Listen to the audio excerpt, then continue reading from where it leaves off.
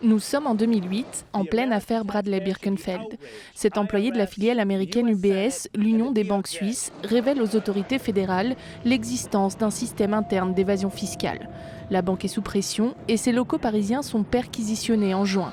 Elle se voit alors obligée de revoir toutes ses procédures. À partir de ce moment-là, mon supérieur hiérarchique m'a demandé à plusieurs reprises de manière très insistante, et je précise vraiment de manière orale, de détruire tous les fichiers papier et les fichiers informatiques que j'avais en archive depuis mon arrivée à la banque, donc depuis 1999. Dans ces fichiers, les noms des prospects, c'est-à-dire de grandes fortunes françaises, futurs clients potentiels qu'elle a invités à des événements sportifs et mondains organisés par la banque. Des occasions pour les chargés d'affaires de la maison mère de les inciter à migrer leurs comptes en Suisse. Une activité déjà dénoncée en 2004 par le directeur juridique de l'établissement, Éric Dupuis, lors de son entretien préalable de licenciement. Dans le même temps, nous avons une nouvelle preuve de démarchage actif de prospects français en France par des équipes de chargés d'affaires d'UBS Suisse, démarchage illicite plus vente de produits financiers non autorisés à la commercialisation en France. Là aussi, les responsables d'UBS France se rendent complices d'opérations de fraude fiscale, ce qui relève par conséquent du délit pénal de blanchiment.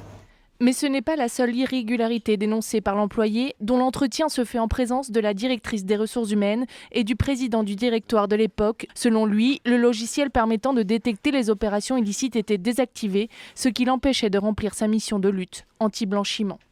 Comme son collègue en 2008, Stéphanie Gibaud tire la sonnette d'alarme auprès de sa direction. Cette dénonciation lui vaut une mise au placard et un procès pour diffamation. Une fois disculpée, elle sera alors licenciée. Autre charge contre la banque, dans son livre « Les 600 milliards qui manquent à la France », Antoine Peillon a révélé l'existence des carnets du lait, un fichier dans lequel la banque rapportait une comptabilité parallèle de ses activités illégales. On crée une documentation, une comptabilité parallèle qui permet quand même de garder trace des mouvements financiers récoltés, enfin de ce qui est récolté pour l'évasion fiscale.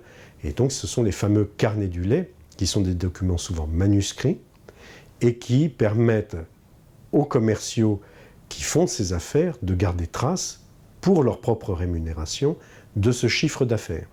Mais depuis 2008, plusieurs salariés ont été entendus par la douane judiciaire et l'autorité de contrôle prudentiel, organe de régulation des assurances et des banques, sans aucune suite sur le plan judiciaire.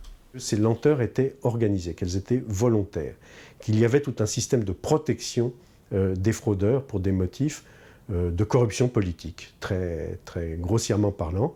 Il y avait intérêt pour un certain pouvoir et un certain clan politique à ce que certains fraudeurs, qui étaient par ailleurs éventuellement supports ou supporters de ce clan politique, n'aient aucun souci ni avec le fisc ni avec la justice. Nous avons sollicité une réponse d'UBS France, mais la banque n'a pas souhaité s'exprimer.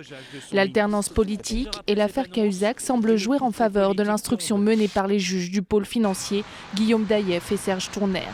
Celle-ci pourrait alors aboutir à la mise en examen de la filiale française en tant que personne morale.